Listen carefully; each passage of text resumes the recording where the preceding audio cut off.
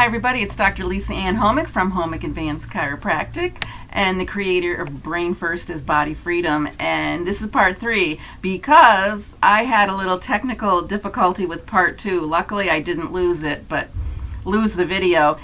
But if you have a small child in the vicinity and you say, leave it alone because I've only paused the video and I don't want to lose it, guess what? Yes, that's Murphy's Law. That's how it goes. Where did I leave off on the article? So I'm still continuing the article about inflammation and throwing in my responses, my reaction to it. And I left off where we said that some patients have an unusual dysfunction, something's going on that turns them into chronic pain patients. Because most people, a lot of people, if they have an injury, they seem to do okay. They heal up, rebuild their cells, rebuild the muscle fibers, and things are fine. And no big deal. And some people aren't. Now, I always say your nervous system is unique to you. You are not going to fit in a textbook of any kind. My nervous system is completely different from your nervous system and your neighbor's nervous system and your cousin twice removed. Everybody's nervous system has been developing according to the exposures in the environment, your experiences, things that have happened to you, all kinds. Chemical experiences, emotional experiences, physical, mechanical experiences have reframed your nervous system, retrained your nervous system. This is called neuroplasticity, and my nervous system is going to respond totally differently compared to somebody else. And I talk about that when you are a practice member in my office, because you cannot compare yourself to somebody else. And I don't want to take away somebody's hope and say, well, this is the way it is, this will never repair itself, this will never heal. There's no point in saying that, because everybody's nervous system can be re-taught. Now, do you know how to do that? Maybe you don't. It's not something that was taught to us as children, taught to us in school, taught to us in college.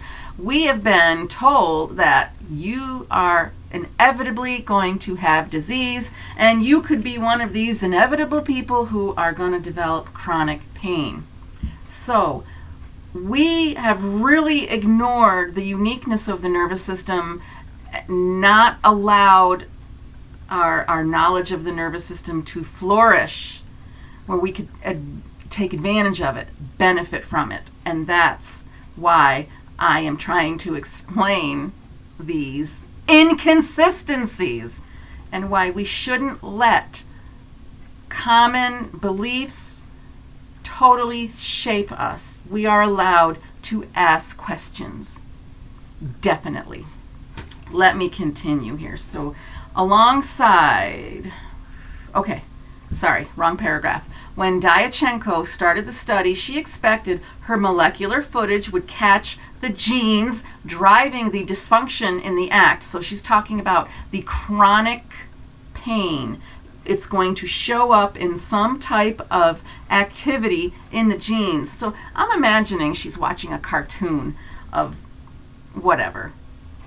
To me, that's what it sounds like. You're staring at something, waiting for something to happen. And she wants to catch the dysfunction in the act, because we believe genes are some type of response mechanism and will act a certain way under a certain situation. Like when you turn on a car. You turn on a car, the engine will start humming. And I don't know, that maybe that is a cartoon type of thought. And so let me continue on. In theory, you would then be able to develop some kind of a drug to shut down or modulate the gene. Here we are. We're looking at a way to manipulate and here's where I think we're going wrong. We think we can trick the body when the body does what it does for a reason. Why do you have to trick the body? Why don't you move the brain, feed the brain, and talk to the brain and give it what it really needs for survival? You know, like natural, fresh food, actual whole food concentrated nutrients? How about a good night's sleep? How about exercise that is gentle enough to be beneficial to your brain activity? No, we're going to use a drug. And we're just going to trick the body. You can't trick the body, though. I am still in my editorializing mood here. You can't trick the body. You know it. I know it. Because these drugs backfire when you reach a certain point. Or, now they backfire anyway. Alongside Italian collaborators, she collected blood from 98 low back pain patients, I should say, in Italy, following them for 3 months. Because after 3 months, your pain's considered chronic. It's ding, ding, ding, ding, ding. You win the award of chronicity. 3 months is the magic number, which is another trance-like use of terminology. Because someone told you that, you're going to expect that. Let me continue. With the help of Mark Parisienne, a computational biologist at McGill, they then used a technology called RNA sequencing, in which researchers sequence all the RNA inside a cell on immune cells from both patients who had their pain resolved by the last visit and patients whose pain did not resolve on the last visit. RNA sequencing reveals which of a cell's genes are active, the best proxy for what's happening inside the cell at a given moment. We assume, right? That's just what we just think. We're watching cells on a slide and we're still going to come up with our assumptions. Diachenko expected the cells in patients who developed chronic pain to be buzzing with activity, the sign of a disease process underway. That's the expectation, because that's what we're taught. Every scientist in the world believes that. Instead, the chronic patient cells were silent. Now, when I first read this, I said, not what they expected. And the next sentence goes like this: completely like dead. She's quoted, said Diachenko, completely like dead. The chronic patient's cells were silent. Dead. That is the terminology we decided to use. But actually that was in the interview when she was being interviewed. Meanwhile, the immune cells of patients whose pain resolved were abuzz. Abuzz. Now that's an interesting word. Abuzz. Is that scientific? Abuzz. Just let that roll off your tongue. Abuzz. More than half of their genome changed expression. We still don't know why they so-called change expression. That's just how they act. They have this massive immunological process going on, she said. That was the first surprise. Instead of something going wrong in patients who develop chronic pain, something was going right in patients who didn't. But what?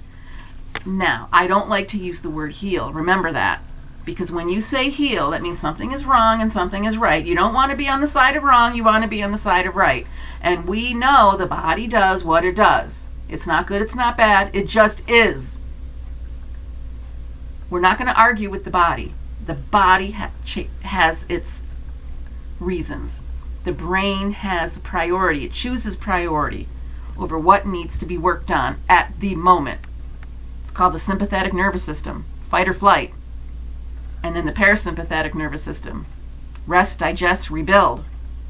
The body does what it does because it assesses the need at the moment. It's not good, it's not bad, it just is. I set my whole paper down just to say that. So where am I? So the so-called immunological system was active in the people who don't have pain. Why would that be? This turns everything upside down, wouldn't you say? I'm going to stop there, and I would like you to check out the next video.